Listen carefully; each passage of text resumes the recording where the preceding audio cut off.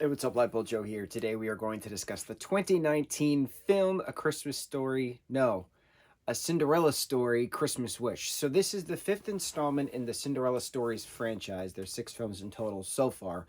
I believe they're all in the same universe. I've never actually watched all of them. I've seen the first one with Hilary Duff. That's the classic one, right? But like, I haven't seen the Selena Gomez, the Drew Seeley one. I haven't seen the Bailey what the hell's her last name? Bailey Madison? I haven't seen that one. There's a lot that I haven't seen. I'm pretty sure they're in the same universe. It's the same Cinderella story, just different characters, different plot points, different settings.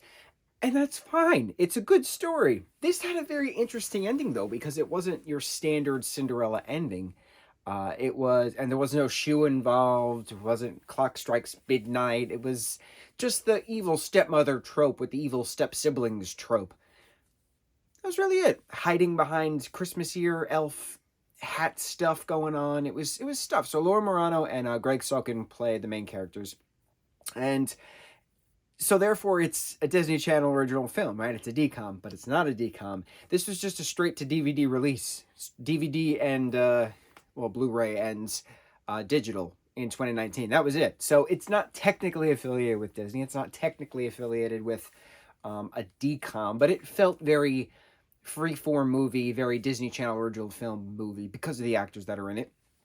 But because it's a musical, it had its cheesy moments, but it was good. I didn't expect it to be really good, but the two of them are great, so I should have had the high expectations because it was good. It was this nice, quick hour and a half, very simple Cinderella plot. You get the invitation to the gala at the end, but it's Christmas themed. So Laura Morano plays a character. Her father passed away. She lives with her stepmother, who's in charge of her inheritance.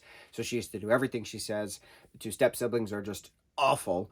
There's a snow globe involved that is destroyed, that is sentimental to her. Things. And then Greg plays his character of Dominic, whose father's a billionaire.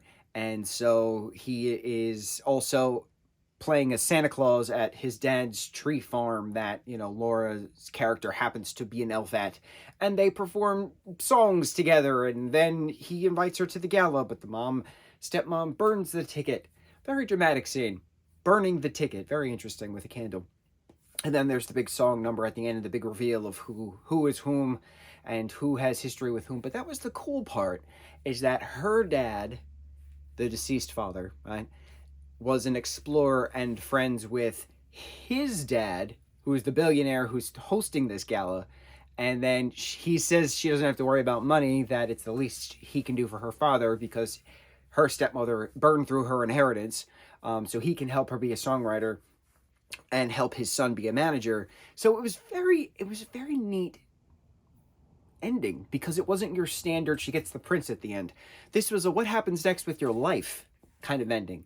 You don't really go about that with Christmas with Cinderella's story stuff. So it's interesting. It's also interesting. I'm starting in a review of a franchise at the 5th film, not the first film, but it's on my list of Christmas films to watch. And so we watched it. It's currently on Netflix. It's been on Netflix for a while now.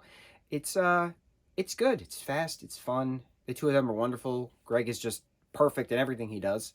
And I'm very happy they both sang together. There was nice little new Christmas songs throughout. Nobody talks about this film too, so it's interesting. Give it a watch. It was good. It was better than I expected. Better than I expected. On to the next review. Mucho mahalo.